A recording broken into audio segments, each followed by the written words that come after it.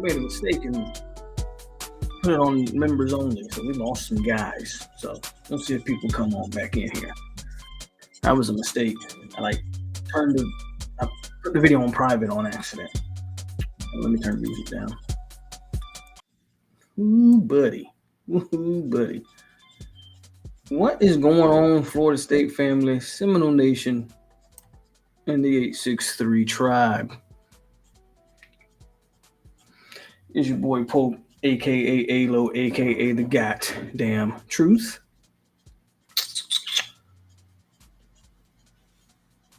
It was a bye week for Florida State. They had time to sit, regroup, maybe test some things out here. I don't know what differences was made in practice. But let me say something. That ain't what we're going to talk about here tonight. Florida State football has come to the old fork in the road.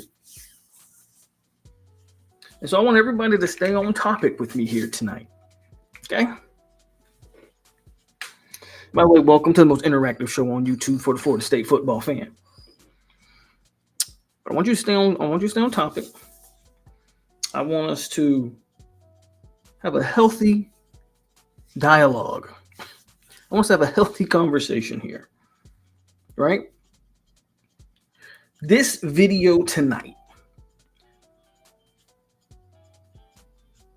isn't for the trolls. I'm just gonna put that out there up front. I'm not really in the mood tonight. There are gonna be other videos that you can, by all means, come and do your thing. Tonight's not that night, ladies and gentlemen.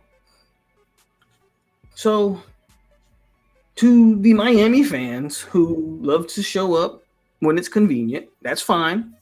As long as you subscribed, as long as you hit my like button, show it when you want to. Just keep that in your thoughts. That tonight's not really the night. Tonight's not really the night. So just hold on to those trolls and just hold them in the chamber. Keep them loaded. You'll have Saturdays and all them other days to rock out. Tonight, kind of agitated. And I spent the entire week coming up with kind of what to talk about. I spent the entire week. I wasn't even going to go live. I said, you know what? The team's having a bye week. I'm going to have a bye week. I spent an entire week kind of where I wanted to go with this conversation because there's a lot to unpack. And I will say this too. Again, because I'm aggravated. I'm a little agitated. I don't want to see no Willie Taggart tweets, I don't want to see no Willie Taggart comments. No James Blackman would have been X, Y, and Z, and this is Taggart. All that stuff y'all been holding on to for 2 years, waiting for this moment, I guess. Again, just keep it to yourself. Healthy conversation. Let's actually talk about what's going on now. Let's just talk about that. Because all that other stuff don't mean anything at this point. You're just bringing up old talking points to say,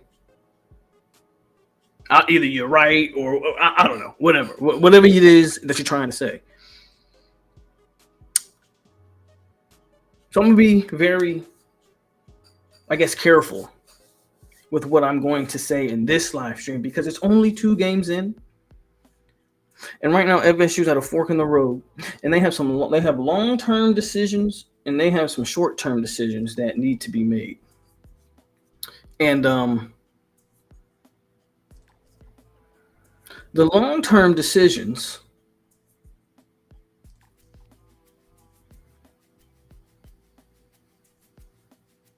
I'm going to wait on that.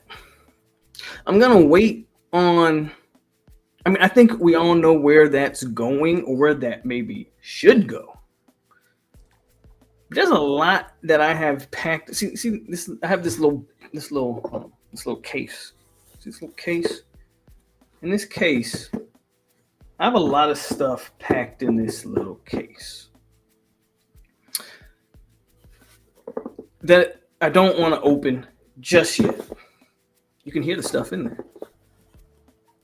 I have a lot of stuff that when I open it, I'm not sure it's going to be very pretty. There's a lot of stuff in that case. From a bunch of I told you so's to stuff that we didn't see coming to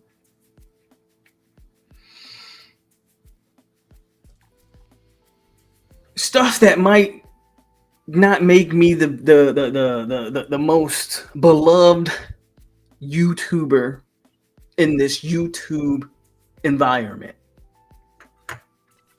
Because what there's just a lot that has been said. I started this channel for two reasons, people.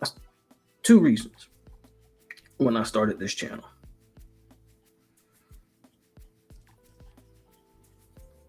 One was to find the Florida State fan and talk to him. The other, there's a reason I call myself this, whether you think it or not.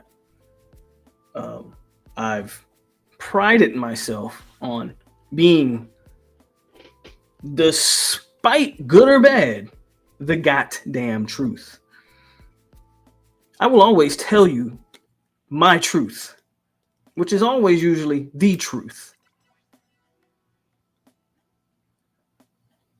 And there might be channels bigger than me, more popular than me, more subs than me, gets more views than me. But a lot of them people's built the foundation of lies. I'm just going to let you know that.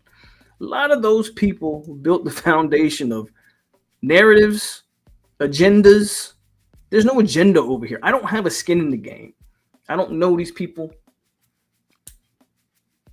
My YouTube ain't named after a coach. My channel ain't named after somebody on staff. I don't get. I don't have people coming on here. I don't get Mike Alford on the channel. There's nobody I'm beholden to. I come on here and I just say what I say. But I'm not going to unpack that box right now. That box is packed up because it's only 2 games into the season. But I'm going to tell you, if I ever decide to open that box, just be ready. Before I continue, hit the like button, subscribe, share the video. Let me get to some comments. Let me do a roll call. Let's see who's all in the comment section, by the way. And then we're going to keep it pushing. Because I do want to talk about that other fork in the road. And that's the short-term decisions that need to be made. But let me scroll up here. Let's get it popping. I got J Noles in the building. Loco34. KCD. What's up, Adam? Malik. D. Thompson. I apologize to you, D, if I lied. Peter Shields. John Shields. James Timmons. Hypnotic Jeff. Dangbe. Galaxy King. No, sir, not me. NK. Jalen. Langston. I think that's about it. Monte is in the building. Again, anybody, please get in the comment section. Let yourself be known. We are here. We are live on a Sunday night. Monday morning for me. I don't have work today, so that's a plus. Oh, it is a Monday morning for me. So get in here and let's talk about it. So first and foremost, this isn't really like a news thing, but I got to say this because it leads into the discussion. Myron Charles flips to Texas. Your number one edge player in the country, Javion Hilson, has also decommitted. So in the bye week, FSU has somehow found a way to lose. And go figure, it's on the defensive line.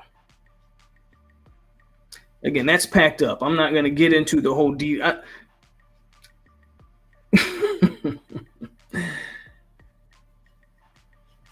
Let's just get into it. In the on a bye week, after 2 losses, you've had 2 of your more important players decommit. Now, the question I have, if after 2 losses, these people, these young men, young athletes decide to decommit, I'm very curious. What is the foundation of recruiting being built on?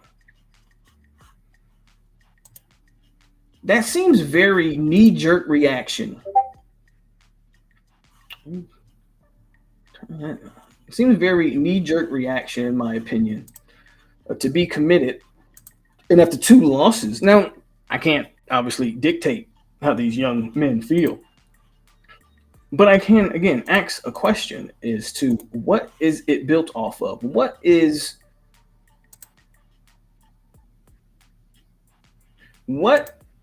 the foundation of just the recruiting class, not anything else, just the recruiting class? I'm very curious. But anyway, that's just me thinking out loud. At the end of the day, the fork in the road. FSU needs to decide what they're doing. This is the time. I hate to be reactive and not proactive. I don't make decisions, but I told everybody after last season.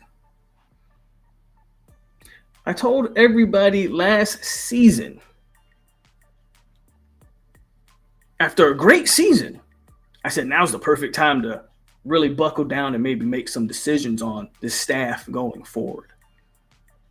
That's what I said. Well, now you're reacting instead of being proactive. You're reacting right now, and there's some stuff that needs to take place on the football field. And obviously, before today, I was very much thinking, well, all that staff changes, like it has to happen now, right? These things have to happen now, but they'll happen after the season because you don't want to fire. I don't know if that is something you can still stand on 2 games into the season when your class is going to dissolve right in front of your face. And look, listen, recruiting is still the lifeblood of your football team, whether that's portal or high school. This isn't going to be about what's more important, the transfer portal, because I know the rebuttal is going to be, well, they can still go to the portal and get guys. Look, I don't even want to go down that road again. At the end of the day, you got to still acquire talent. Your class is about to dissolve in front of your eyes. You just lost 2 defensive linemen. CJ Wiley's pretty much, you can almost guarantee he's going to flip to Georgia. So now you're going to lose a receiver. Good luck. You think we were going to hold on to Solomon Thomas? Like, I can go down the list of players, right? I can go down the list of players. Anybody that wants to talk about NIL and money, it ain't about that. If that is what you're still hanging your head on, you are choosing to be ignorant. It ain't just about NIL. Recruiters recruit. That's the age-old saying. That's what we've always said. It's crazy to me how this fan base at one moment praises the battle's end, and at another moment goes, well, we're not paying. No, we're paying. We're paying. But when a young athlete has 2 similar offers on the table, what does it boil down to? The money's going to be there regardless of what school he goes to. You do realize that all these institutions have a bag, and the money's going to be very similar. One school, maybe more, whatever, but the money's going to be very similar regardless of what top institution he lands at. What's the difference? Well, it still boils down to relationships. It still boils down to recruiting.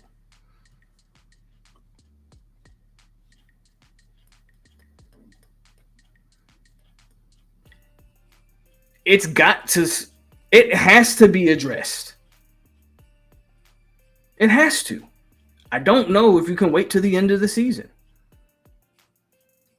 This is the unfortunate reality. When you recruit, FSU's problem, its major problem, under Mike Norvell, and we've tried to band-aid it, and in some degree they have. We've had people get out here and make excuses for it,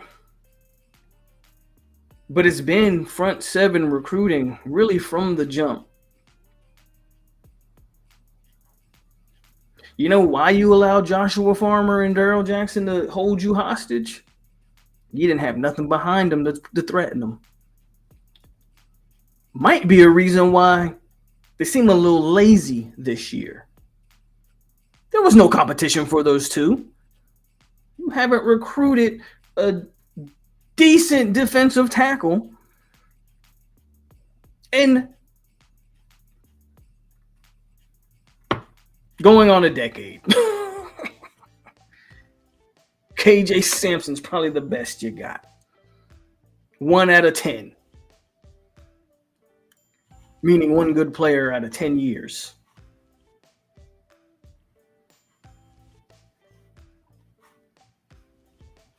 So, I don't know how long you can hold off on making a staff change. It almost feels like you have to. It almost feels like you have to. But I'm not sure. Maybe you can hold on to the end of the year. But for sure, things have to change. But what you can do on the bye week, what you can do is decide, okay, so the ACC championships, that part is probably done. Now, the season's not over. Crazy enough to say. It's only 2 games in. You can still win whatever you win. I'm not even going to put a number out there because it's irrelevant at this point. But you can still have a good season, get to a decent bowl game. Okay? The bye week came at a pretty convenient time, I think, but a tough time for Mike Norvell because it's time to make some personnel decisions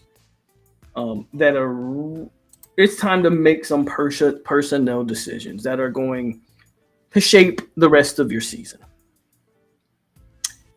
There's a lot of people I'm seeing saying, a lot of people saying, youth movement. I'm not a semi-youth movement, sure, but I think we get kind of caught up and just play all the young guys. Hold on. Everybody's not playing terrible. Guys are still out there competing and playing hard.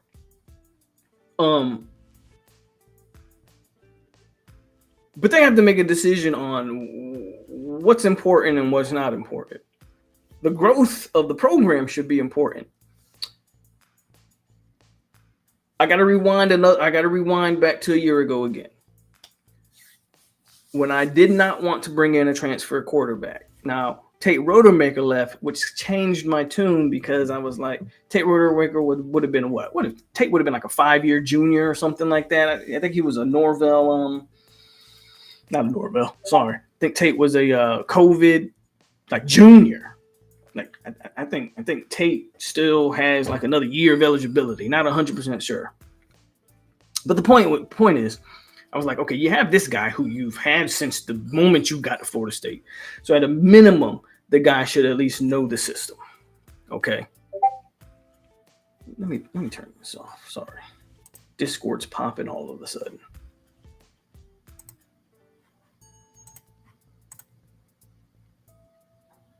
Okay. So you have that.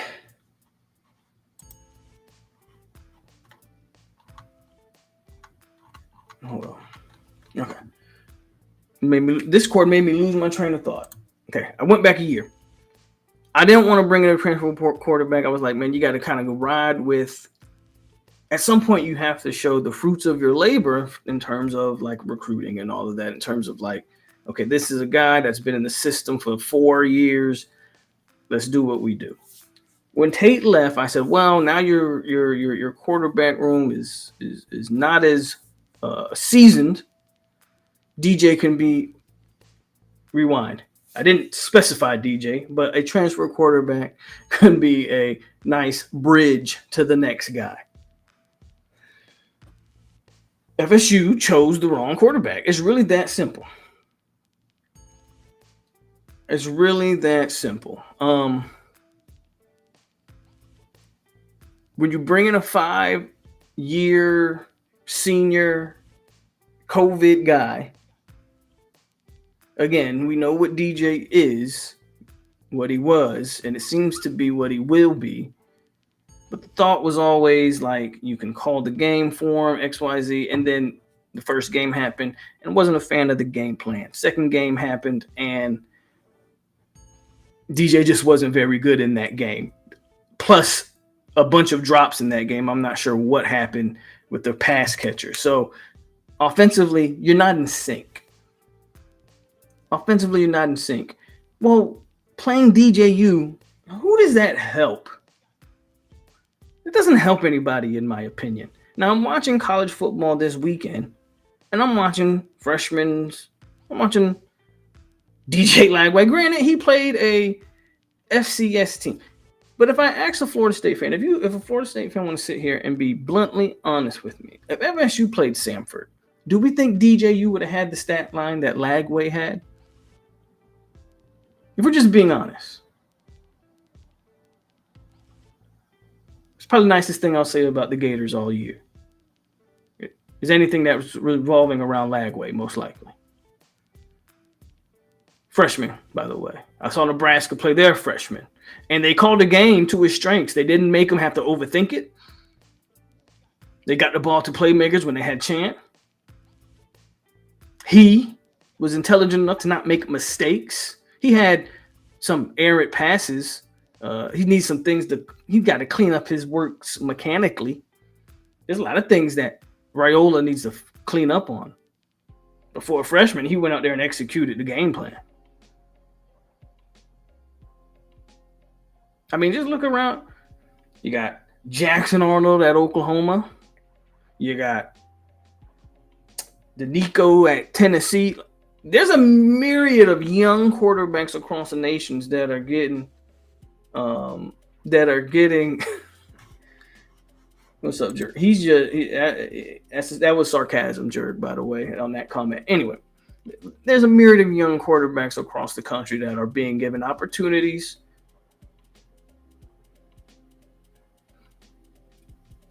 So as far as I'm concerned, and I've struggled with this, I went back and forth on do you start the only negative I have with pulling DJ is you can't go back to him. I'm not sure I would want to go back to him, but the point is injuries do happen. Okay, Brock Glenn could get hurt. Guys can get injured. Do you want to throw Luke in the off chance that Glenn, and I'm being very specific here. Very specific here. I don't want to go with Luke right now. Luke, I want to try to save. I'm talking all Brock Glenn right now.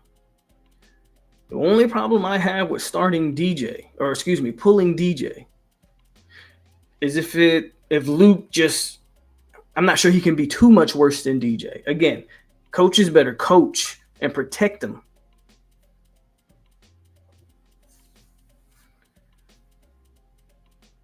But if an injury happens, if he just, I don't know, is bottom of the barrel, terrible, you can't go back to DJ. I don't think so anyway. I mean, technically you can, but you've already shot his confidence. He knows there's no belief there. He's not a guy that's going to be here multiple years like a Jordan Travis and can still rebound. He's here for a one-stop NFL shot, which is pretty much dead after 2 games. If you pull DJ now, you might as well give him his bags and tell him, hey, man, appreciate you.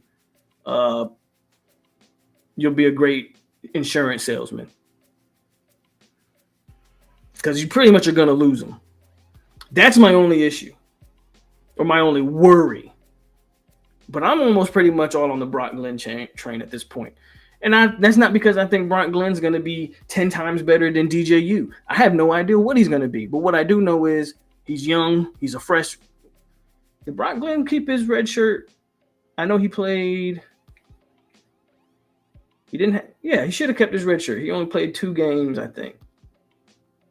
Because he didn't play in Florida. They kept Tate Rodemaker in, even with the concussion.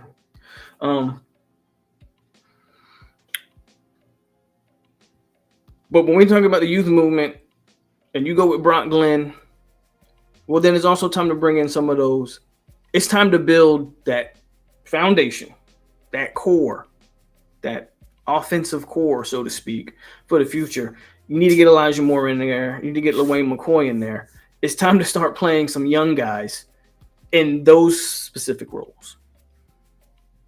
Unfortunately, a youth movement can't be had everywhere. For instance, the secondary. Secondary doesn't need a youth movement. Secondary really hasn't had to be challenged in the first 2 games because teams have been able to run for 300 yards on us both games. Excuse me while I take a drink.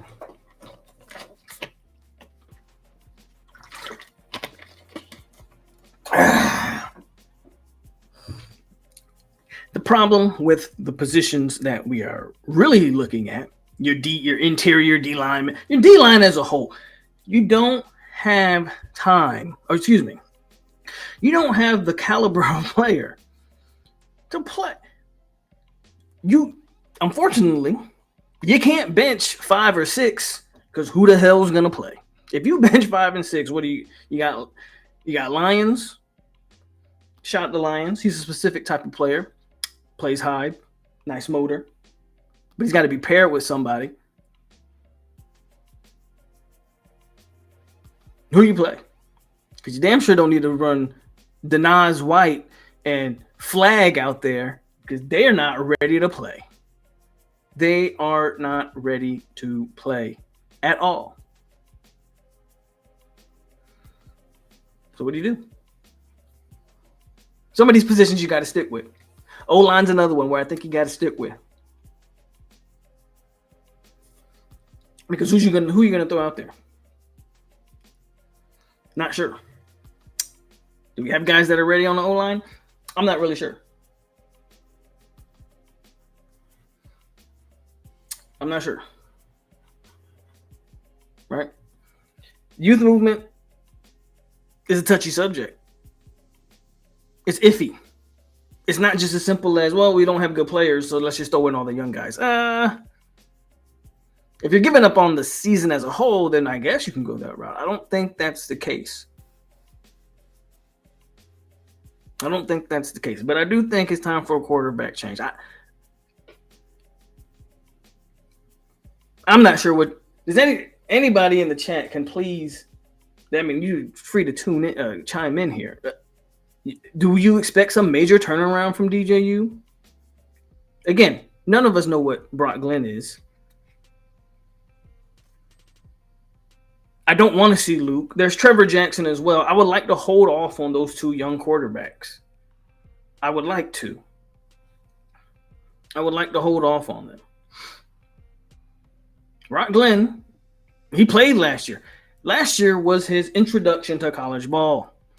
This year, after last year and this year, you should have an idea of what Brock can and can't do. If he's that bad, well then,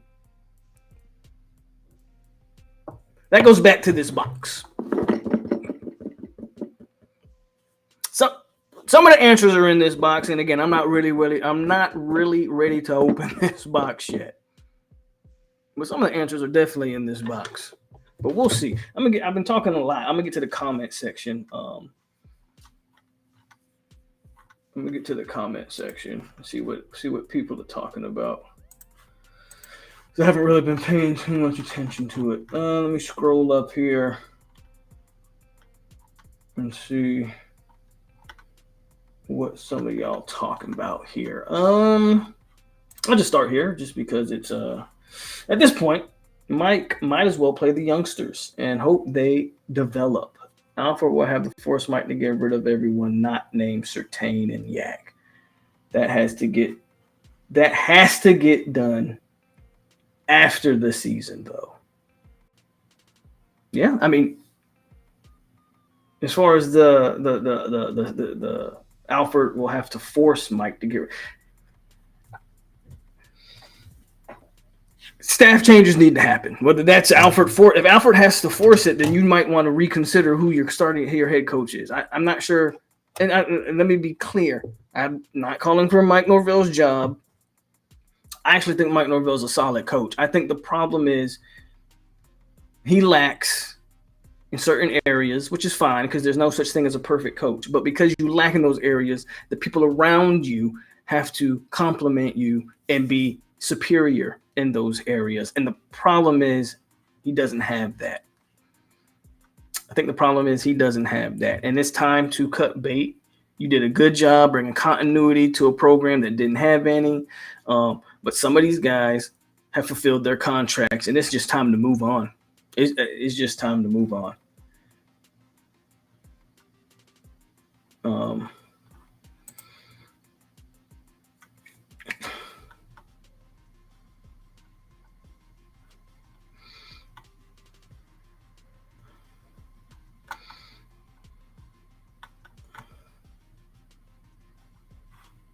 I'm hearing Kevin. I mean, is that a shocker? Your class is about to just fizzle out in front of your eyes. Buckle up, prepare yourself, Florida State fans. I'm just buckle up and prepare yourself. Your class is going to die in front of your eyes as the weeks go on.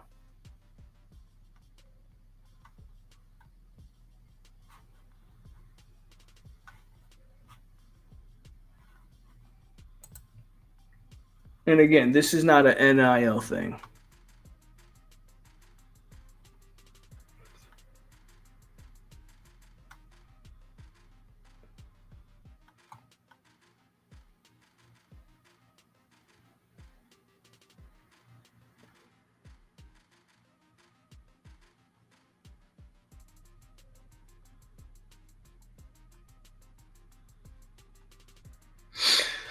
All right, let me catch up in the comments. I'm seeing a lot of stuff here.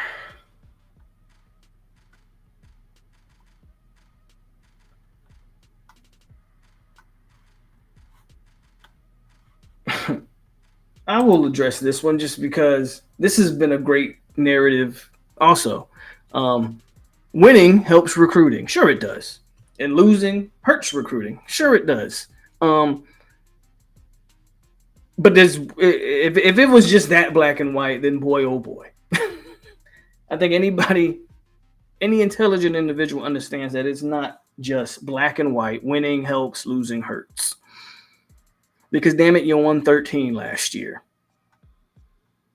So this year, where's the hangover, so to speak, of last year into this year's recruiting? Well, it doesn't exist, does it? It's deeper than just winning and losing when it comes to recruiting. And it always has been, honestly.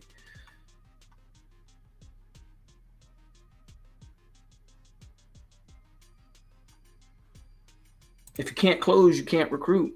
What do you mean? That's a contradictory statement.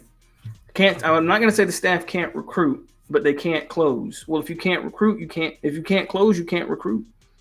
If you can recruit through July and November and have the greatest class in the world, and come December they all leave because you couldn't close them, well, you didn't recruit them. You didn't recruit.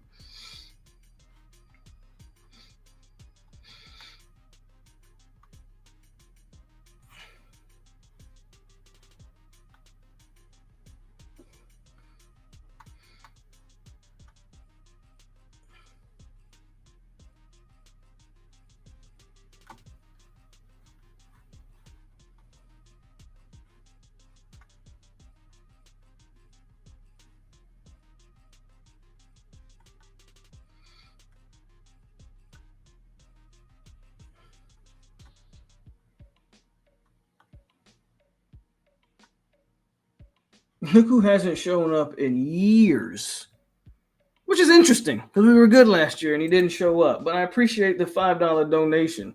What up, Casual? Last time I was here, Polk was hating on these coaches. He's still hating. Shout out to you.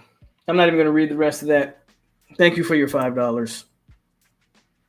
I'm glad you showed up. I'm glad you shown up out of the woodworks. Boxing Monster is a Florida State fan, by the way.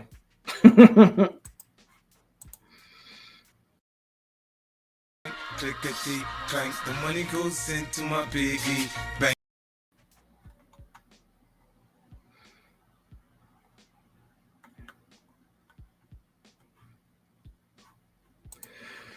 Jeff with the $5 says Brock Glenn, he's a better athlete. This is true. When it comes to running the ball, he can't be worse accuracy with the ball than DJ. Give me a chance. There's a lot of pros to Brock Glenn, even though we don't quite know what he is. I agree with you, Jeff.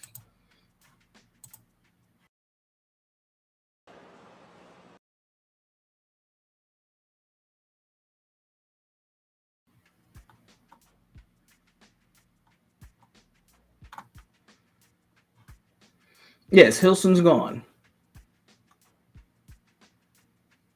Bro, it's not NIL. Stop it with the NIL. Stop it with the NIL. It's recruiters.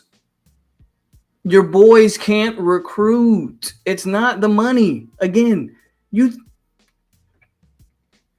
these Division I programs, these predominantly white institutions have plenty of money. So the notion that it's always the money, it's the money, we got to put that to bed. Because it wasn't the money when you landed Keon Coleman out of the portal, and everybody knew it was a bidding war for him. It wasn't the money when you landed Jarrett Verse out of the portal, and everybody knew it was a bidding war for him. So when it's the wins, we don't talk about NIL. When it's the losses, we talk about NIL. It's not the money. The money's there. Notice I just mentioned 2 portal guys. Why can they pay money for the portal guys and not the high school guys? They can't relate. We have a very old staff. If you Randy Shannon, what's Randy Shannon? 60. What is Odell? 60. Adam Fuller's about 60. If he ain't 60, he damn sure looks 60. Chris Thompson's another 70-year-old. We have a very old staff. Do you think these guys are relating to these high schoolers? Probably need an influx of youth on this staff.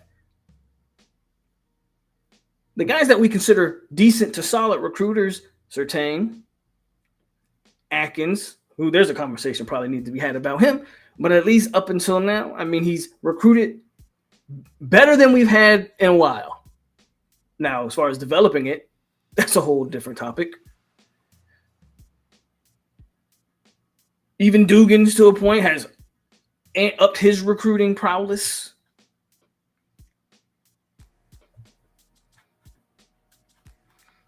Just saying.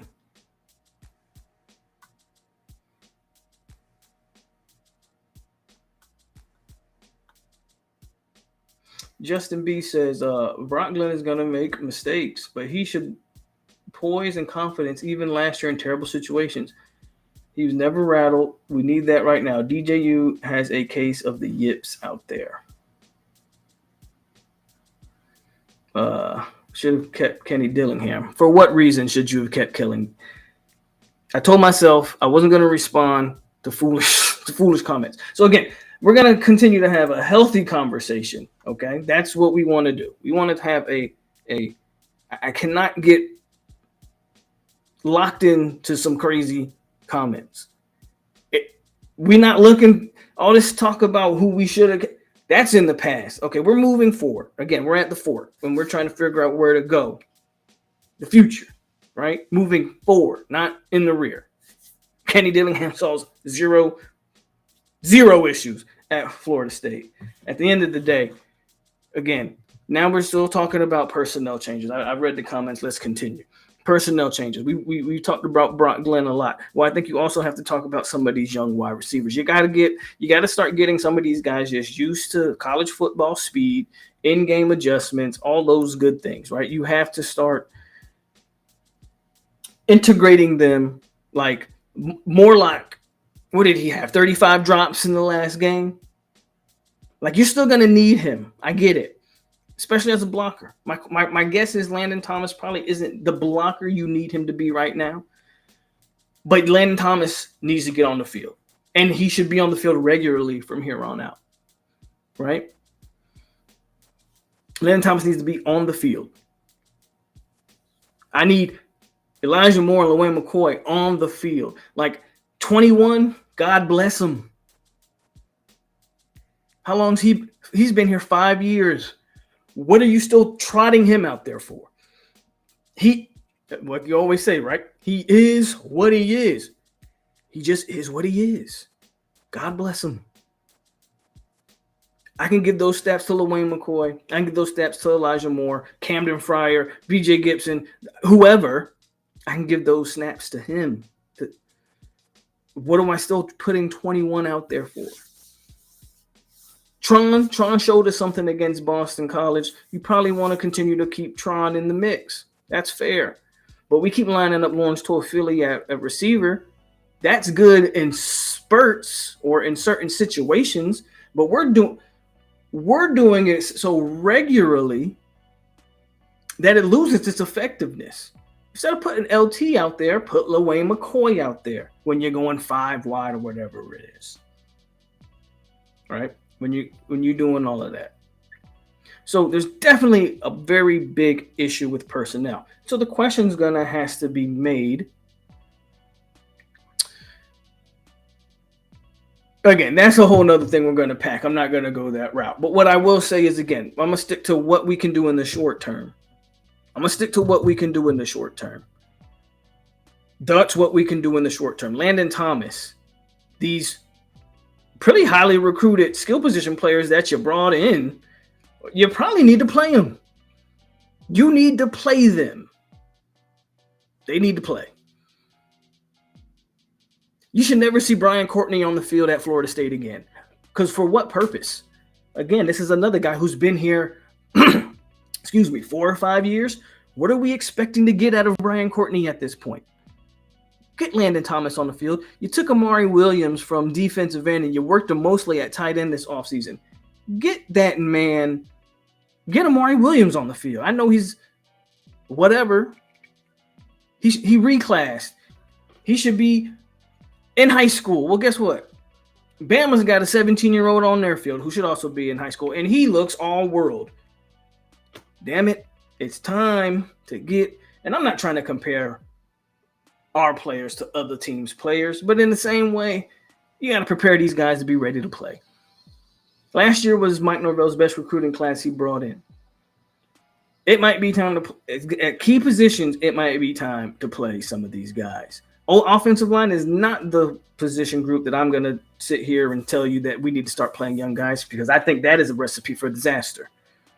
If we're going to play Brock Glenn, and we're going to play Landon Thomas, and we're going to play Amari Williams, and we're going to play Moore and McCoy, then what I think you need to do is keep that veteran offensive line intact. Okay? What you don't want to do is put guys out there who can't play, and then you end up like Shedeur Sanders. Shout out to Shedeur, but yesterday was pretty bad. That's what you don't want to do. Keep the veteran group intact. You know, your trenches are a little different when in terms of you're getting your body right to take a pounding literally every play. That's a little bit different of a ball game than it is telling wide receivers and some receiving tight ends to get out there. A little bit different of a ball game. But what you need to do on the offensive line is you need to stop rotating guys.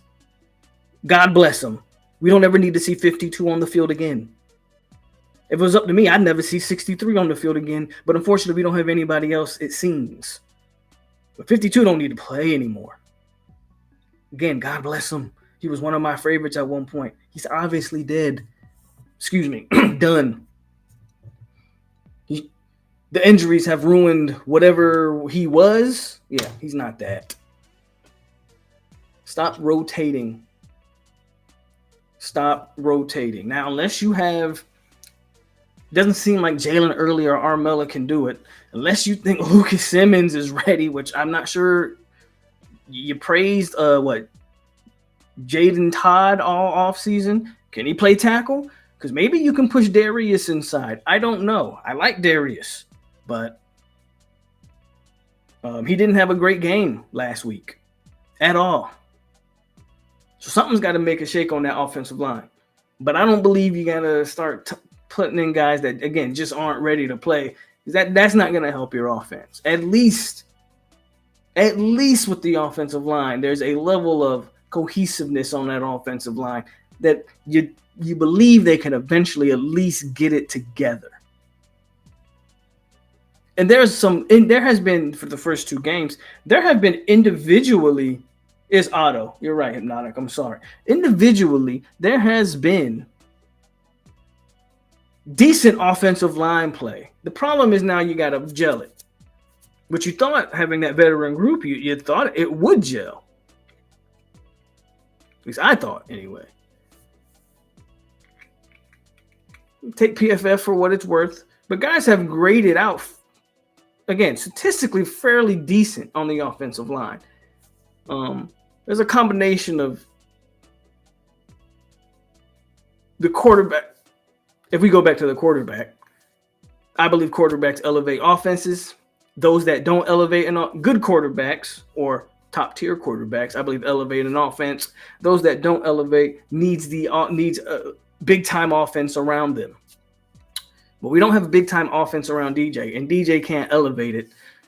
Again, dead in the water right there as far as that position goes. Again, I think your O-line can stay intact. Trim down the rotations. I've never understood why FSU rotates so, not even on just offense, on defense. I don't know why we rotate so many players. It's okay to get a starting group and let them boys go out there and play snaps. Some philosophy changes, man, that need to happen at FSU. Or maybe that's just me.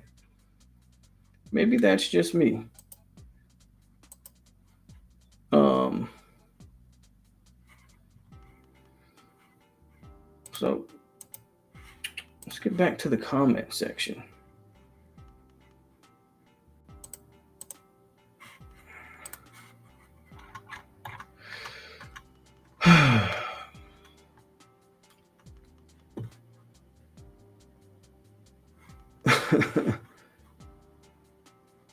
DJU and Norville, y'all really have effed up things with this recruiting class.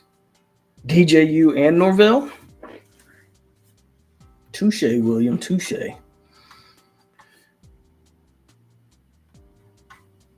And this is where the foolishness starts. Lane Kiffin, bro, come on. Again, can we have intelligent conversation tonight? That's all I'm asking. You want to fire Mark Norvell? Again, I'm not on that train. I don't believe that needs to happen. I just he needs to reevaluate his staff. We've seen it in college football before. Teams like a coach, but they force him to bring in a better staff. That's what I think needs to happen. But if you want to be on the fire Norvell train, you have every right to be. I'm not telling you don't believe what you believe, but Lane Kiffin? All right.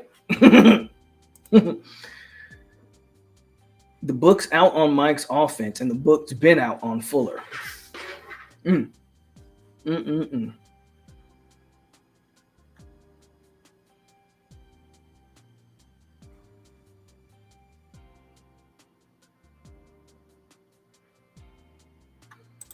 mean, a lot of teams, man. Eventually, you have to make that decision. Again, I don't disagree, Noles squad. You at least got to try it. Me personally, the way the first 2 weeks looked on offense, I thought Brock Glenn was already out there. So you might as well throw him out there.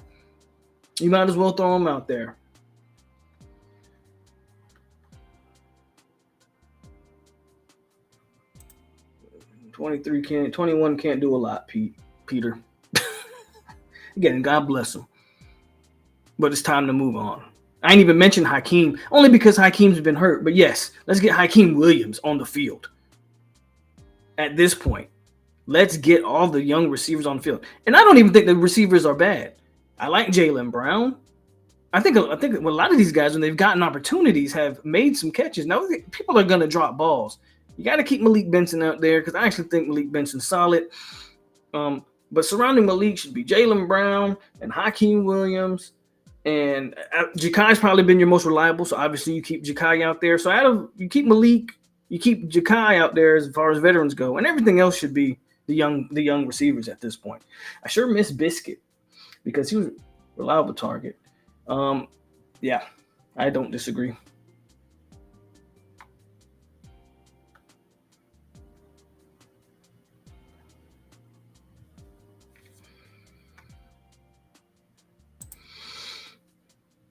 This is what I was alluding to when I said I wasn't going to unpack it.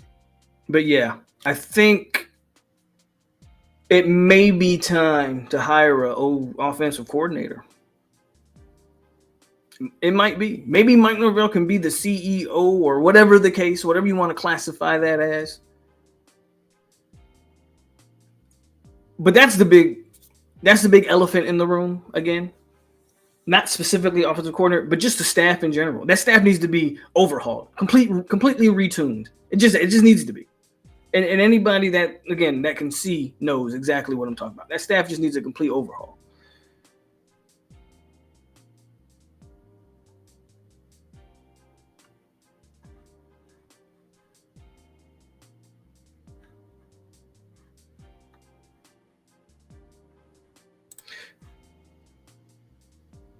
Yeah, in hindsight, sure. Don't disagree.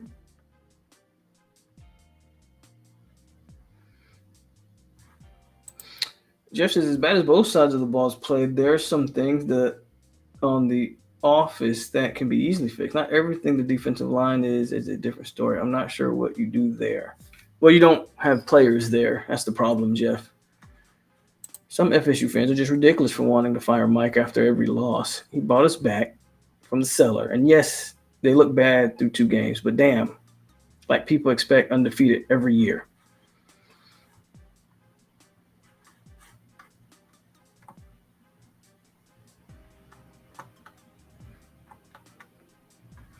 Joe says a 4-3 defense with an outside linebacker on the edge of the D-line like Von Miller to get speed around the corners, because clearly a 4-2 with our linebackers doesn't work because they can't do anything. So you're saying we need a defensive scheme change? Probably do. You probably do.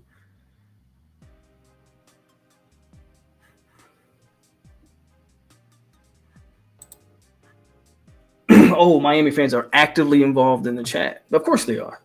Again, go check the videos from last year. You couldn't find them. But of course they are. They're actively involved. And that's fine. They're allowed to be. Panama says, I'm not calling to fire Mike, but he be putting the team into bad situations when he panic with the 4th down calling. We're not built to be going for it on 4th down, especially in your own territory. That was a bad call. When if I'm not mistaken, when DJ throws the pick, right? That's a bad call. Yes. Again, is that a fireable offense? I don't believe so. But is that something where you maybe look back and go, I need to maybe have an legit offensive coordinator? Sure.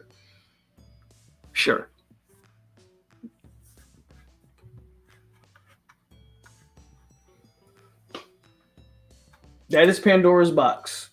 I'm not opening it yet. But when I do, be ready.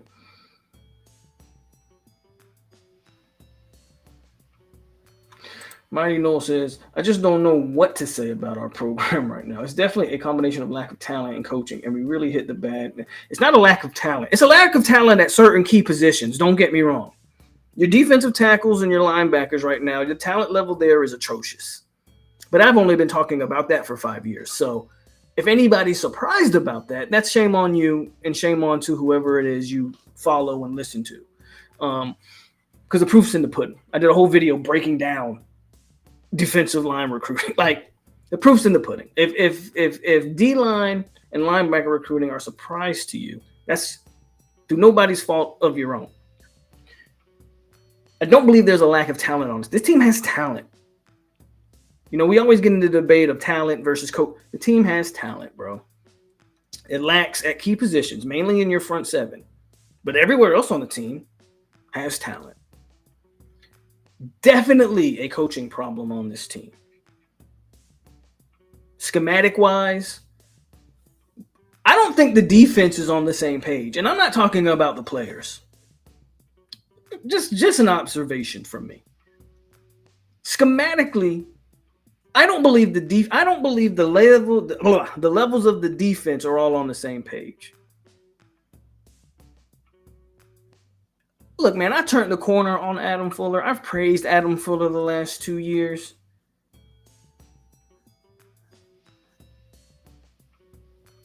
FSU might want to, again, I'm not going to call for his job either, per se. I'll call for his job before I call for Mike's job. But I have a problem with the way the defense has resorted back after you lose NFL caliber players. I have a problem with the way that defense has kind of reverted back.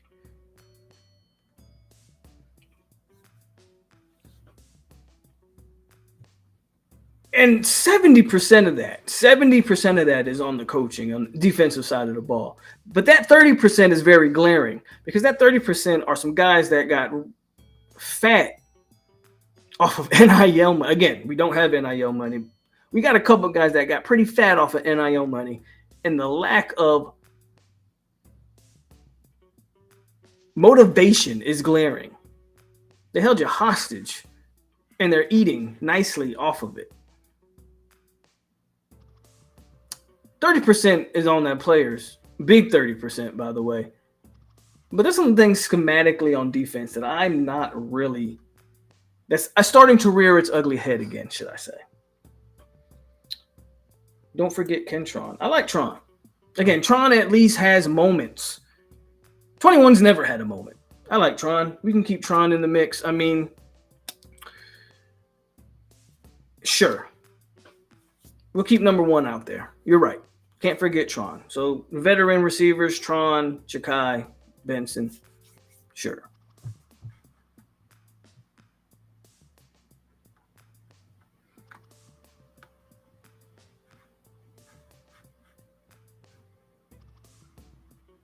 Almighty Finn, how are you?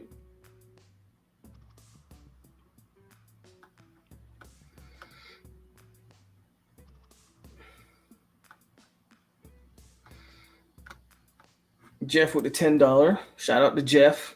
He says, on 2-star, and even if we win enough to get a bowl, I'm sure that would might realize they need to make. Again, I don't care if Florida State won every game from here on out. There still has to be changes to this staff. There's no at this point. I'm not sure any reasonable FSU fan, and I get it. We're a fan base with unreasonable people. This fan base has some unreasonable some of my guns in it. I feel like I've fostered a very solid fan base in my chats on this channel. I feel like where there's actually a lot of reasonable fans that come over here. It's probably why my channel isn't as big as some others because I don't sunshine pump, but I also don't. I'm not a doom and gloom guy either. Okay, I tell you just what it is, and that breeds a sensible fan base. Even the sunshine pumpers at this point gotta admit that it's a coaching staff change. Like changes on the staff need to happen at this point. Like it has to happen. But thanks for that, Jeff. I appreciate the dono as always. One of the better supporters on the channel. Who's calling me? Because I'm not about to answer this unless it's somebody. Bro, I'm not answering that. I'm off. These people.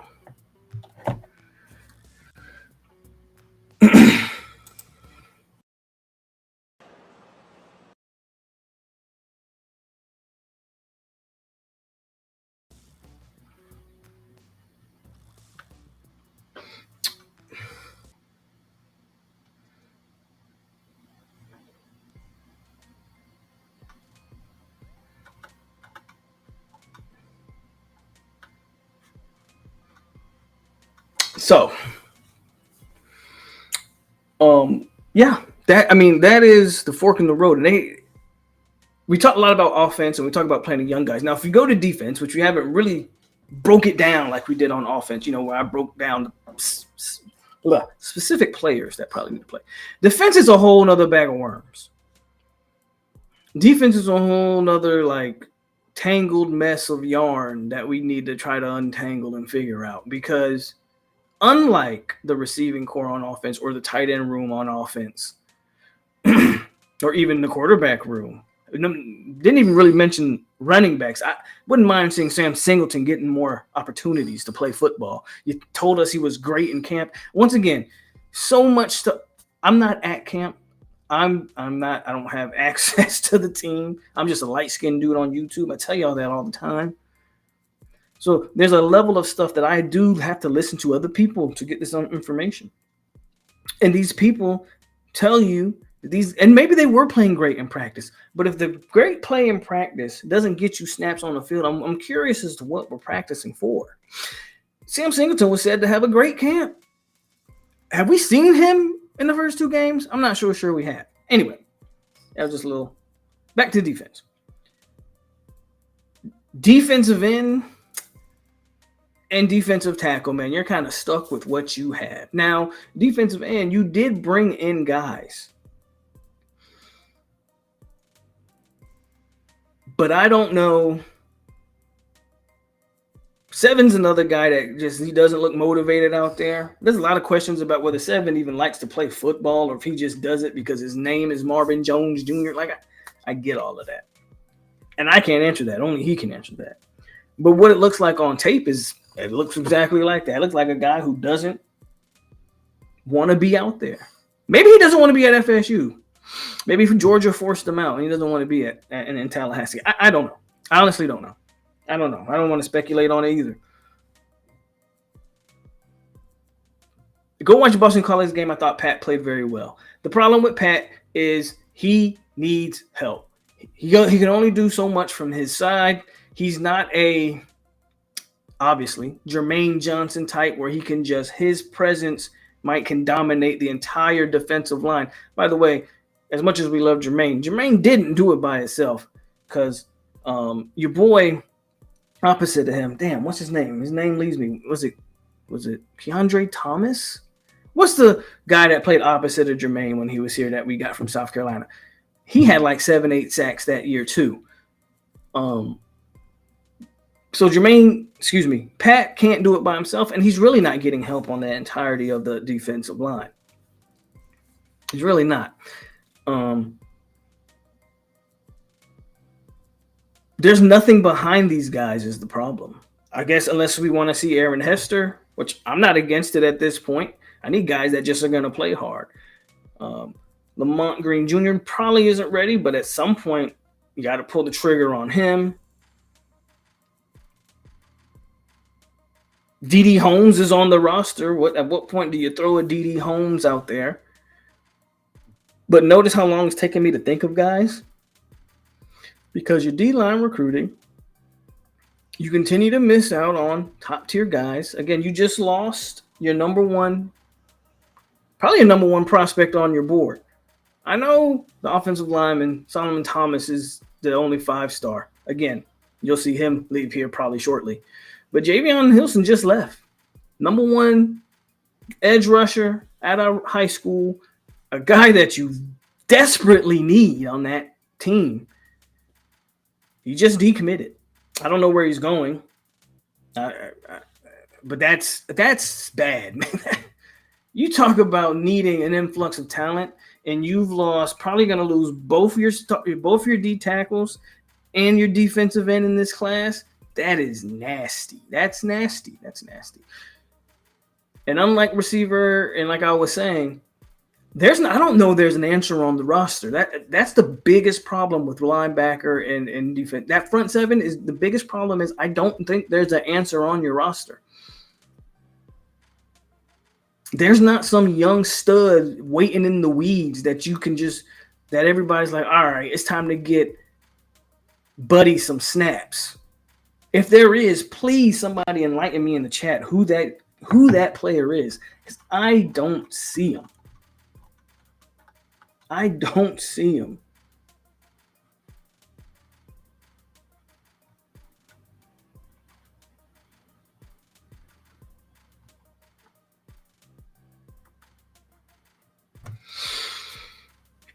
Secondary, again, I don't think you need to start rotating a bunch of young guys. I don't think the secondary is the issue on this team.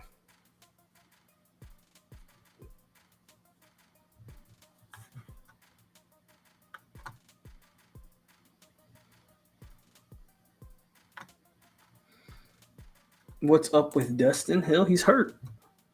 Out for the year. Keir Thomas. I called him Keandre Thomas, but Keir Thomas.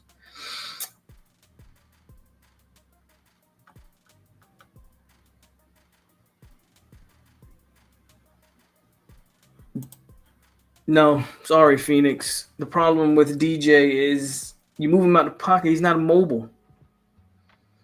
DJ might be the only player that I've ever watched when he runs, I hurt. It looks painful to watch DJ run with the ball in his hands. Never seen a guy that looked like that. When DJU runs, I grab my knees and ankles. I just feel pain for some reason. It's weird. I don't know. If you want to moving them out the pocket and all this stuff, that you know who that'll help? That'll help number 11.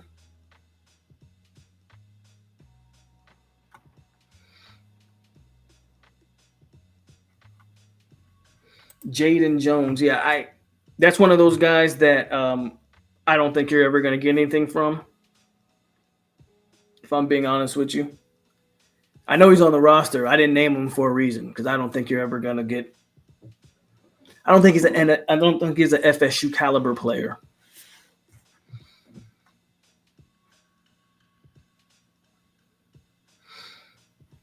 Joe says, I'm really curious to know if the players that aren't playing are actually not ready or if the coaches are choosing the starters based on how they fit their scheme and their experience rather than skill.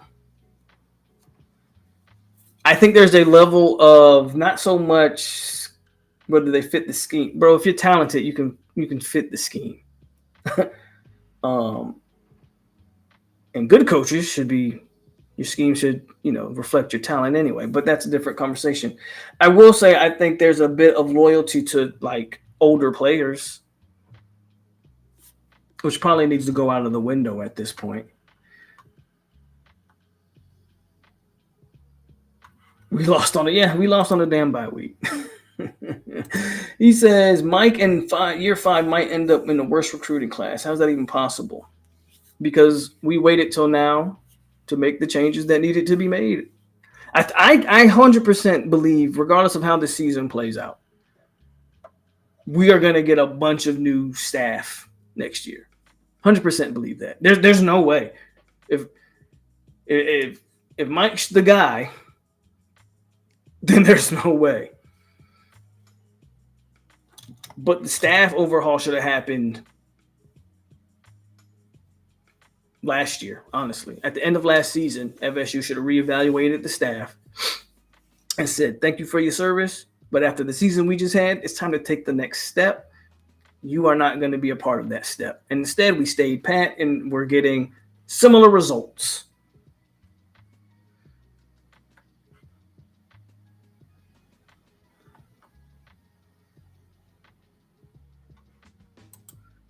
Mike better hope Billy gets canned. Well, to Billy's credit, granted, he kind of didn't have a choice because Mertz had a concussion. Billy said he's going to ride or die with Lagway the rest of the way. I think he said that after the game. I think Billy said he's going to ride or die with Lag. And he might as well because he's going to get fired either way, most likely. At least with Lagway, he might not get fired. Not saying they're going to win a bunch of games, but at least you have the promising future of what looks like a special talent in DJ Lagway.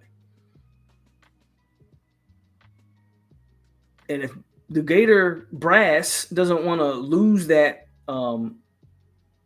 player, not saying you would lose them, but anytime a coaching change happened, that's always a possibility. You might keep Billy around. Not to mention next year's schedule for Florida is just as hard, if not harder, than this year's schedule for Florida. It kind of doesn't make sense to get a new coach in just to go through that gauntlet. Unless Billy completely crashes out this year, which is a possibility, I don't think Billy gets fired. If Billy gets fired, it's going to be at the end of next year, most likely. Then again, you can also make the case of why wait? If you think it's that bad, I'm not sure. We'll see. At least they have Lagway to kind of lean back on. Right now, we're struggling to figure out, because our DJ ain't it. So now we're struggling to figure out who do we have to lean on for a promising future. I don't know. Hopefully we'll find out after the bye week. Does Clemson's performance against App State prove that Dabble was right about why using the transfer portal is not good way to build a team? Is the FSU struggle also confirmation as well? I think this whole building out of the portal and recruiting, I think it's such a Colorado builds out of the portal. Now, I'm not trying to make this a Dion thing. We got to stop saying FSU builds out of the portal. FSU's using both avenues to build a team. Now, the problem is not that you're building out of the portal. The problem is the positions that you're deciding to try to sign out of the portal are probably you probably have it reversed is probably the problem with Florida State. But Florida State's not building out of the portal. You don't recruit in the top 15 if you're building out of the portal. FSU signing 20 plus guys every recruiting class. I think Dion signed 8 in the last recruiting class, 8 high schoolers. They're legitimately building out of the portal. FSU is signing 20 plus players out of high school in combination with bringing in portal guys.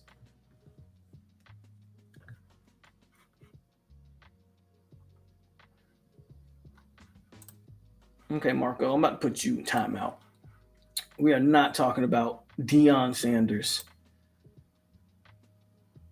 Again, this is a real conversation that we're having here tonight. So we're not doing that.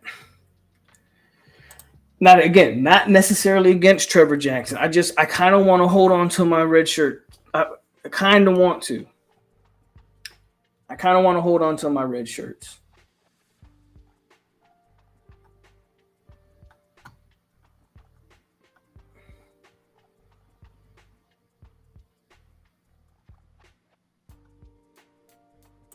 POLK could go down the roster. Most of the rooms other than secondary have a ton of it. I don't agree with that either, Sport Mark. Just off the top of my head. I don't even need to look up the roster. Again, front 7, I agree with you. You got plenty of FSU caliber players at receiver. Wholeheartedly believe that. I believe the same thing about running back. I believe the same thing about O-line for the most part. Historically, FSU has never really recruited top-tier offensive linemen. To be clear. So I think O-line room as a whole, the problem isn't the caliber of the player on the O-line room. The problem is the positions on the O-line room. We recruit too many guards and not enough tackles. That's the problem on the O-line. But I think guys can play. The front 7, I agree with you. But across the whole roster, I would disagree with that.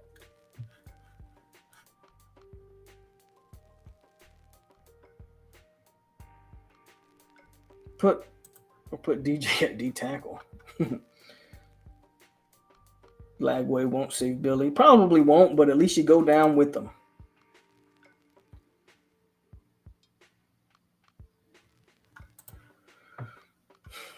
You guys know who will be replaced on the staff.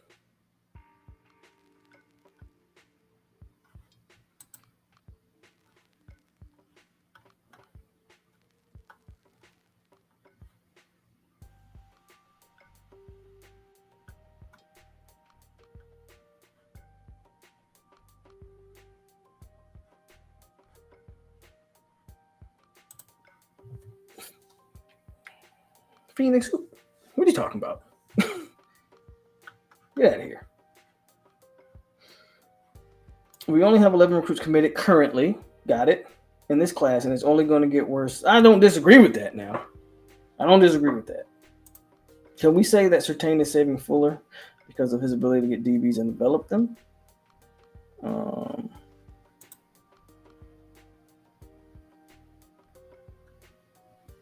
maybe. Is he save? I don't think he's saving Fuller. I think um, if Fuller needs saving or has been saved, I think Jarrett Verse and Braden Fisk saved Adam Fuller. I think a motivated Patrick Payton and Joshua Farmer saved Adam Fuller.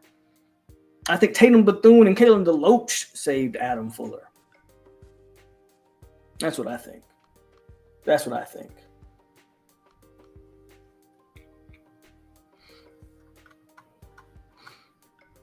And so you don't have any of those guys, right?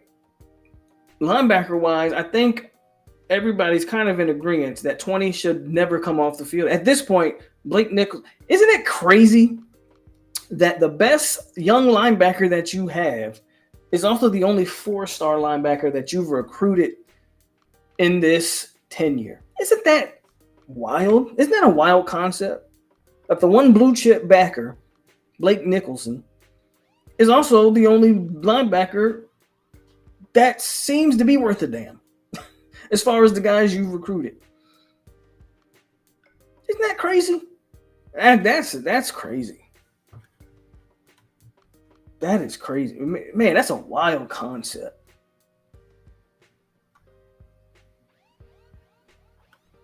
That's a wild concept. Shout out to Jarrett Verse. They say he's already got a sack. That's what we're missing. That's what we're missing, folks.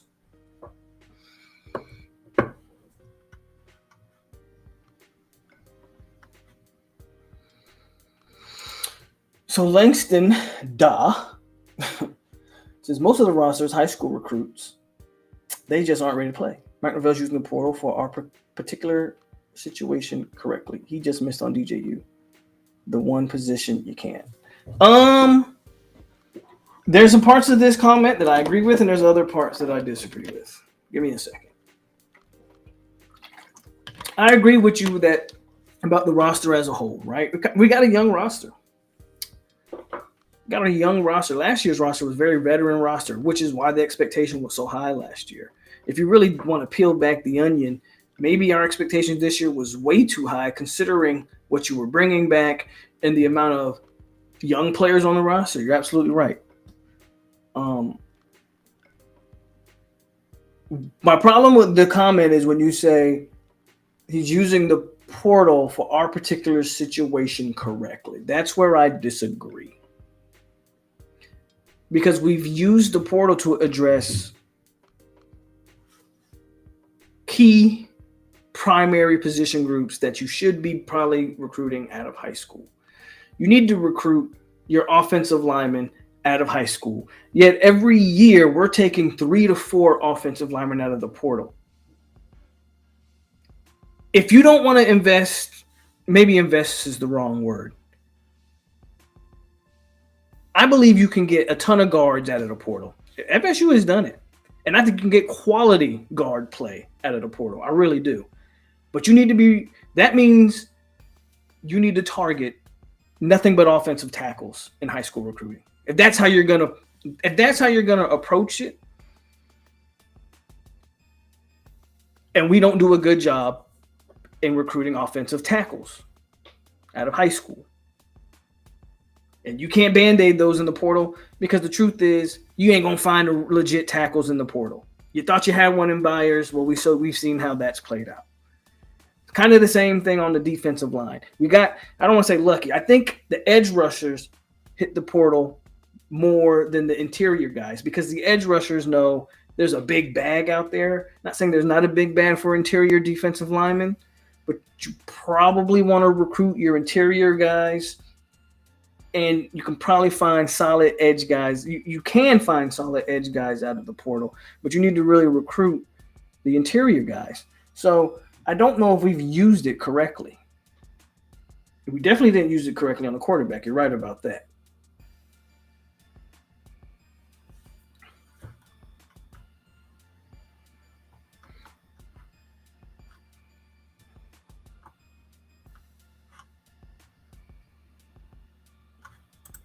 Earth says it's what you've been preaching. It is as you've been preaching. We never had good recruiting staff. We have X's and O guys and guys who develop well. So until you can get some good recruiting coaches, it's gonna stay like this. Again, development is this word that gets thrown out a lot, and development is important. But the problem I always say, and I've been saying from the jump, is you can't develop.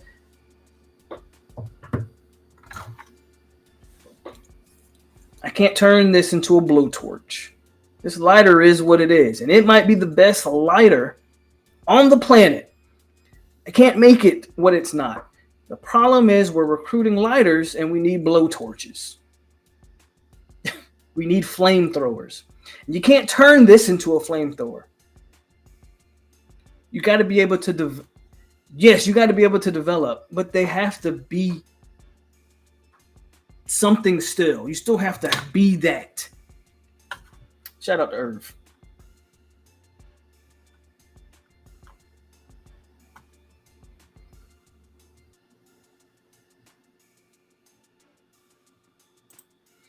If Mike Norvell can't be fired for poor performance as head coach this year, who's saying he can't be fired? I'm just saying I'm not calling for his job. He can be fired. I don't think they're going to do it. You just gave him the extension. So I think the word can't is very strong. I think we've seen it. Oh, guys, coaches can get – Texas A&M fired Jimbo Fisher with that buyout. Guys can always be fired. Anyway, what leverage is there to force him to make any changes? There's the leverage is everything. First of all, if you're Mike Norvell and you claim you want to win and win at a high level, I mean, that's what's forcing you to make changes. Mike Norvell should be forcing himself to make those changes at the end of the year. And then, of course, the athletic director has a say-so in all of this. To say he can't be fired is strong. He's very unlikely to be fired, but the word can't.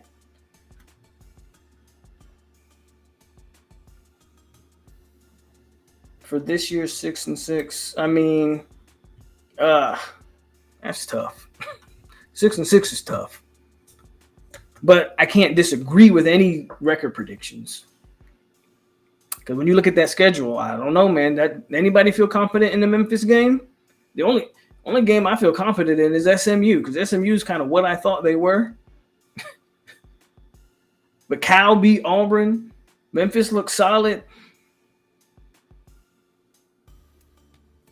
Yep.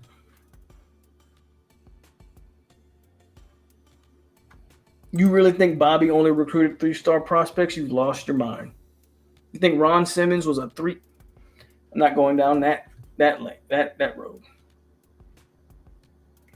Do I give any credence to the playoff snub breaking? Breaking? No. I'm gonna tell you what.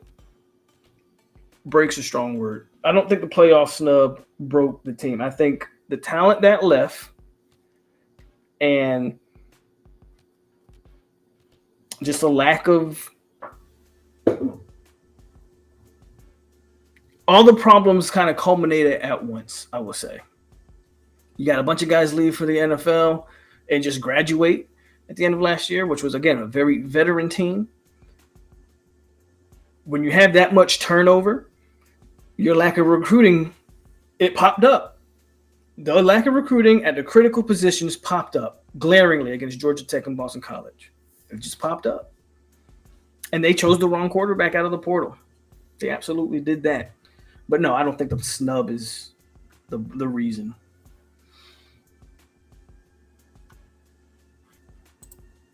Not entirely against it, Derek. I would love to see how you fill out the rest of the staff, though. I'm not really against it. At some point, if you don't want to lose Surtain, you might have to make that decision anyway.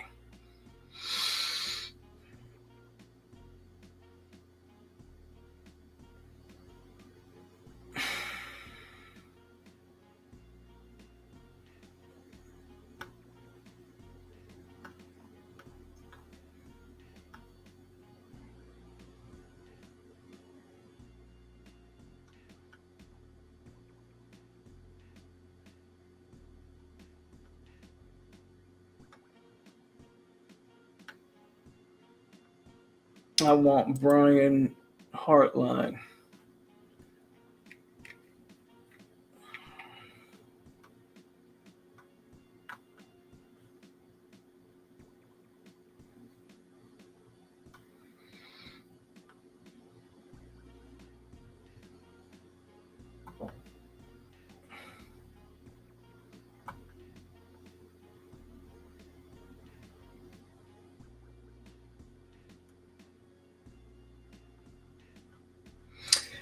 So Ronald Perkins, let's do it. So you're saying we need genetic scientists? No, definitely not saying that. Instead of recruiters to decide if we have lighters or blowtorches. I thought our recruiters looked okay. Ronald, there is a metric to evaluate recruits. I know, you know, you're trying to make it seem like recruiting is a science.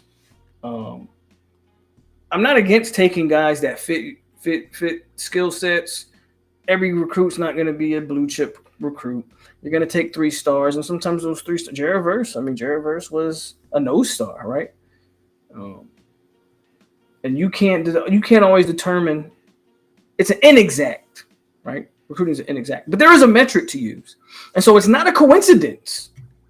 Again, just look at recruiting rankings and look at your linebackers. It's not a coincidence. So when y'all tell me, or when you're insinuating here, which this is what it sounds like to me, that the stars are irrelevant and we just need genetic scientists to blood test, there is a metric to get players. And though it's inexact, and though some guys are not going to make it here and some guys are better than that, the recruiting rankings have pretty much been a steadfast way of evaluating recruits for 30 plus years, whatever it's been. Okay? Way more than that, 50 years, whatever. There's a metric. I want you to check the recruiting rankings on your D-line and your linebackers. You come back to me and tell me if it makes sense. Do I need genetic scientists, or do I need recruiters to recruit blue chip players? You tell me.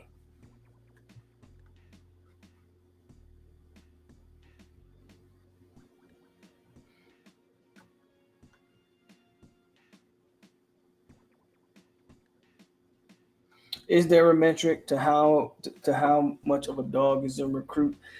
Probably not. Hypnotic. The problem is,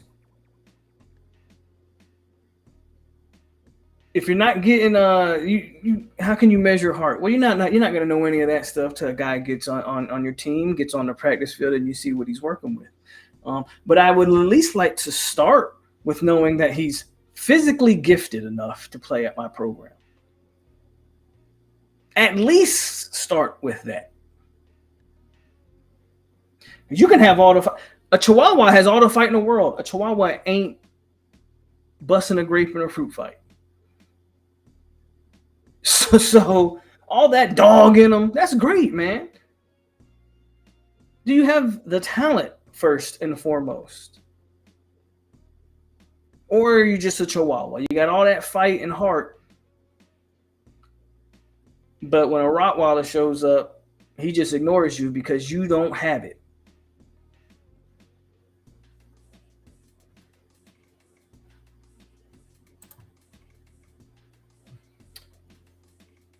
So, in summary, this wasn't very. I don't believe this was a negative live stream. Actually, I just think it was pretty constructive conversation that needs to be had. But I think everybody would probably agree it's time to change some personnel around on the ball or on the field and off the field. I think the off the field stuff probably waits. I'd be shocked if we made some in-season coaching changes. I'm not saying that it's impossible. We've seen other programs do it. If it doesn't get better post bye week, if Memphis can just line it up and run it for 200 plus on you, at some point you got to pull the trigger. If you don't pull the trigger, then maybe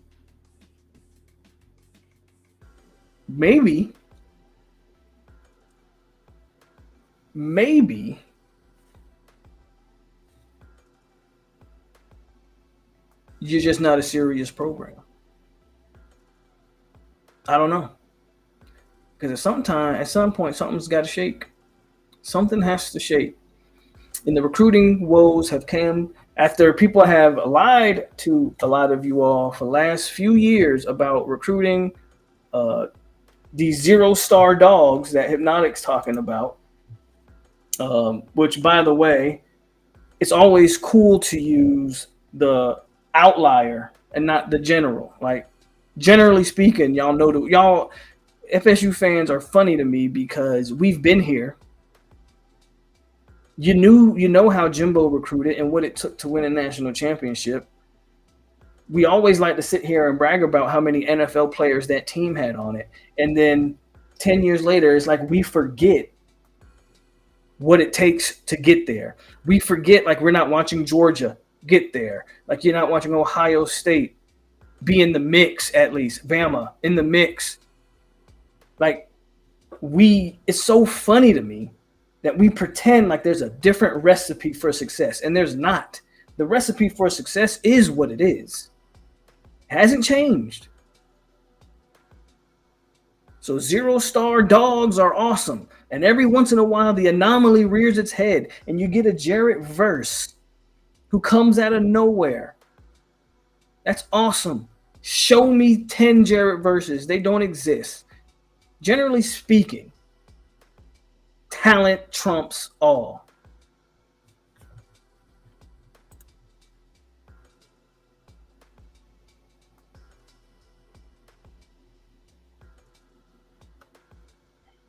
Ronald says, this all seems like guesswork or excuses. We're paying a lot of people money to recruit and develop talent, so it's not happening. Well, thank you, Ronald. You're just saying what I've already said the entire stream. Is that major staff changes need to happen. You're 100% right on that. What most companies do, and when stuff's not shaken up, what do? They start getting rid of guys and bringing other guys in.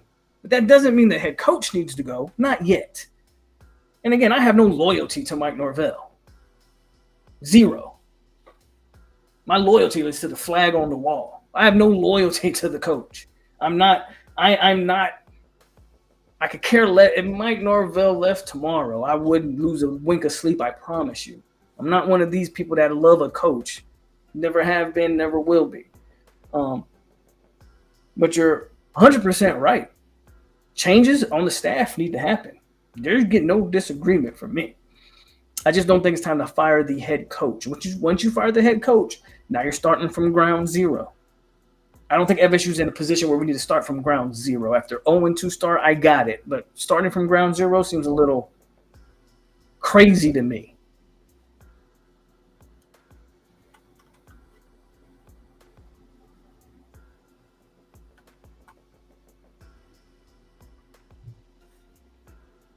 So, yeah, a lot of decisions need to be made. Again, it's still 0-2. The season's not over.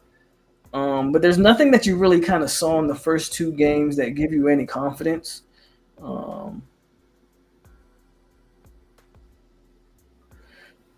NK says FSU won 3 natties, led by 5 and 4 stars, and had top 5 high school classes. No, Bobby Bowden was notorious for being one of the best recruiters in the country. So, yeah, when somebody said Bobby won with a bunch of 3 stars, it was one of the most ridiculous comments anyone could make. But anyway,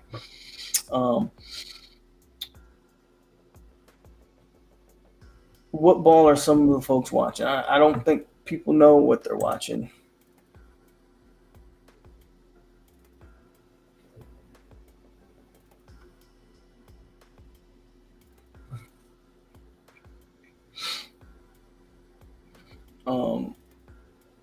I loved Bobby. John, You gotta love Bobby because he built the program. But you think I lost sleep when FSU fired Bobby Bowden? No, promise you I didn't. It was time to move on from that anyway. Unlike most FSU fans, I'm willing to say when it's time to move on. Whenever you fired Bobby, it was the right thing to do, and they did it at the right time. These coaches make way too much money for me to sit on here and lie for them. Mike Norvell gets fired tomorrow. Be a set man for the rest of his life with his buyout, as most of these coaches. I don't sit here and make excuses or whatever for any coach. I'm not loyal to any coach. Irv says, no, Norvell is safe, but I think he knows who has to go. And if he knows that, the question is, Irv, do you think, and this is a question I'm asking because I don't have the answer. Should you do it now? Should you just do it now? Or do you just let him ride off the rest of the season?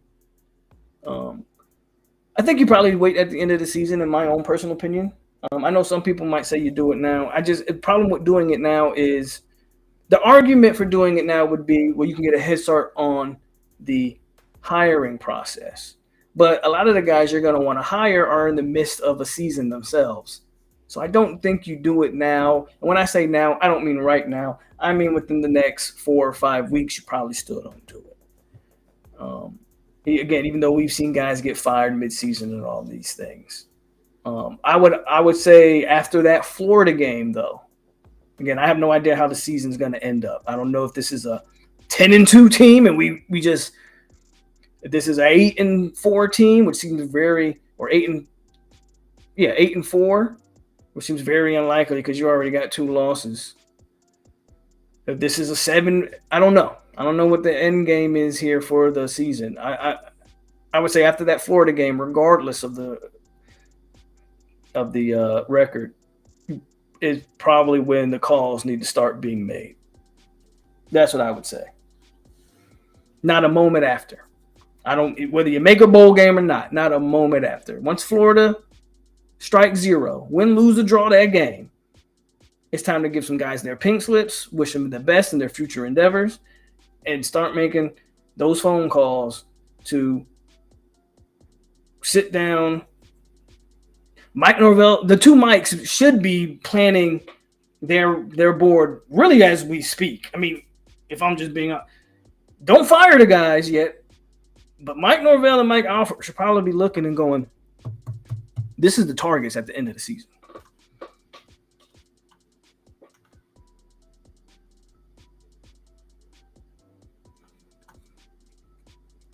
No one wants to play with DJ. I miss Jimbo. Who you have in mind as a new defensive coordinator? I don't have anybody in mind, Gator Hater. Again, I'm not necessarily calling for Adam Fuller's job. I haven't given it that much thought to start coming in here and answering who's going to be the next linebacker. I don't know. I just know the shakeup needs to happen. That's all I know. I don't have anybody in mind. I'll let Mike Alford and the FSU Brain Trust figure out, and Mike Norvell figure out who the hell they want to hire. I don't have the answers. They better figure it out. That's their job. They get paid a lot of money to figure that stuff out.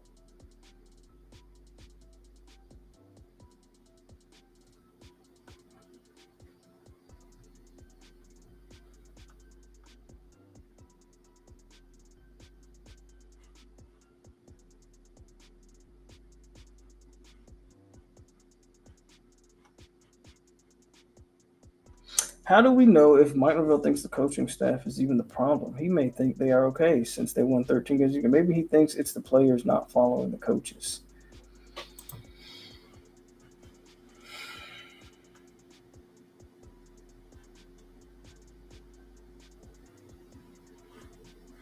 All right.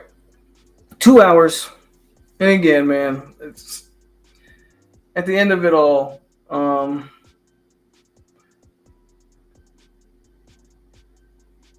again, FSU's reached that pivotal point, I think. And it's crazy to say that 2 games in.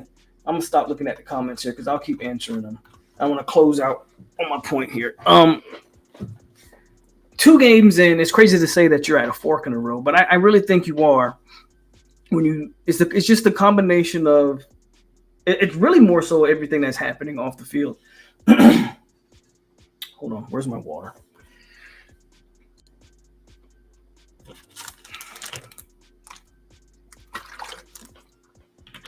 The thing that you can't afford to do,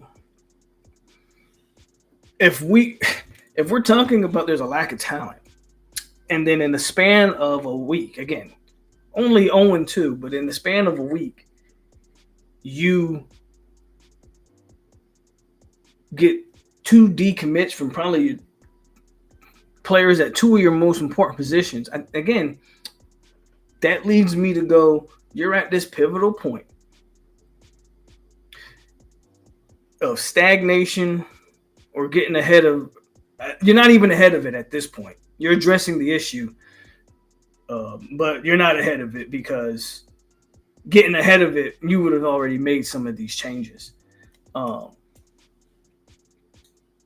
I believe, I can't say I believe, my hope is that at this point they are working towards revamping everything this offseason. Like I said, they should be sitting down and coming up with a coaching board as we speak. Obviously, that's something that should be happening in private, because you don't want your coach. But the coaches know. Like, look, these are old men who've been in the coaching business, some of them for 30, 40, 50 years. These guys know when the writing's on the wall. They have a feeling. They know when their position groups aren't playing. Some of these guys should know that their time is up. Maybe that leads to more focused coach. I don't know. Some of these guys should know. It's time to make those changes. And I think it has to happen. It has to happen at this offseason. As far as personnel goes, what we do in the short term, again, I see arguments for both. I lean towards Brock Glenn. I'm leaning towards Brock Glenn. Hell, I'm leaning towards Brock Glenn or Luke Kromenhoek. I preferably Brock Glenn just because I don't want to rush my freshman out there. And Brock Glenn's, he's played against Louisville and Georgia, so it's like, if that's not enough to get you ready, then you won't ever be ready. But hell, they wanted to go with Luke Kromenhoek for whatever reason. I would support that too. My only issue is if something happens, you probably can't go back to DJ at that point. You've probably lost him. Maybe he's a good Samaritan and helps these young quarterbacks get through it, but you got to think. My gut tells me DJU will be the starter at Memphis. I would love for them to trot number 11 out there, but my gut tells me that it's going to be DJ. But again, in the short term, personnel on field. Some of these guys got to come off the field. I know they've been at this there's a reason why some of these guys are at this program for 4 or 5 years and they ain't even tried to sniff the NFL because they can't play. Whether that's Brian Courtney, Jackson West, 21, number 9 on defense, Jaden Jones. Some of these guys, man, they're not. Offensively, I believe you have recruited well enough offensively that you can get your young guys in there. Defense is a whole nother can of worms again, and I don't have the answers on defense because you don't have the horses on defense to do the same things that you could possibly do on offense in terms of sprinkling in some young guys, mainly talking again front 7 guys. But yeah, man, get in the comments. Tell me what you think. I tried to just talk it out at this point.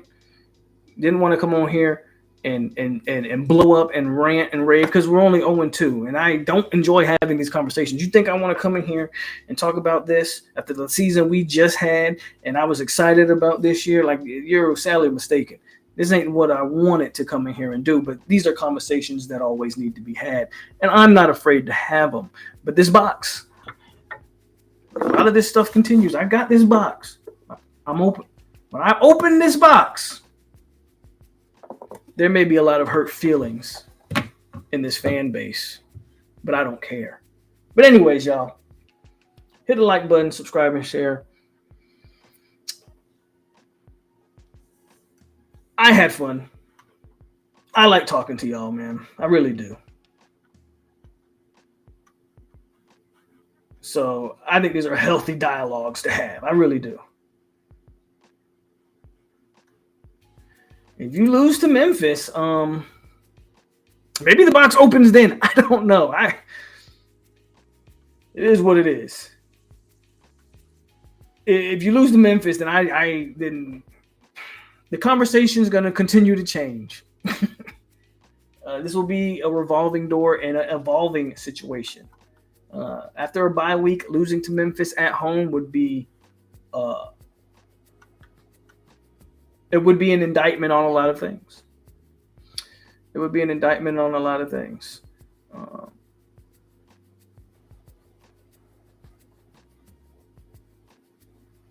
Irv says he thinks DJ will start against Memphis, but I think it's a short leash. Yeah, I'm not saying you're wrong, Irv, and you may be right. I just don't agree with the process, though. You don't think DJ knows he's on a short leash? So now he's not playing.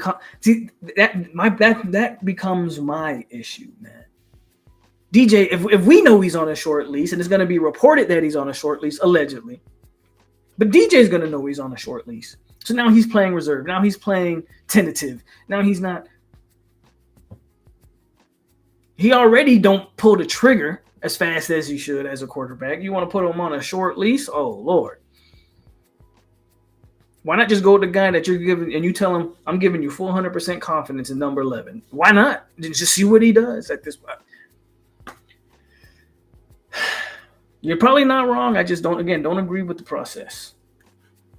Just don't agree with the process.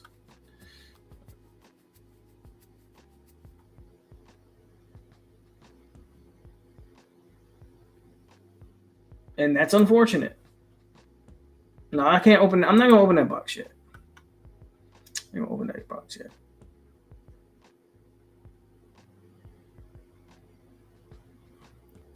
I think, again, don't be reactive. Be proactive. Don't wait to lose to Memphis to switch quarterbacks. Switch quarterbacks now. Y'all have a good night, man. I can go in these comments all night because I like the conversation.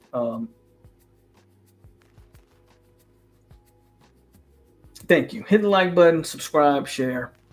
As always, man, is your boy, POLK, a.k.a. A-Lo, a.k.a. the goddamn truth. This may be a season of truth. And if that's what you're looking for, you come over here on 863 Seminole TV. That's what we're going to do. Give you the truth. As always, stay classy, Seminoles.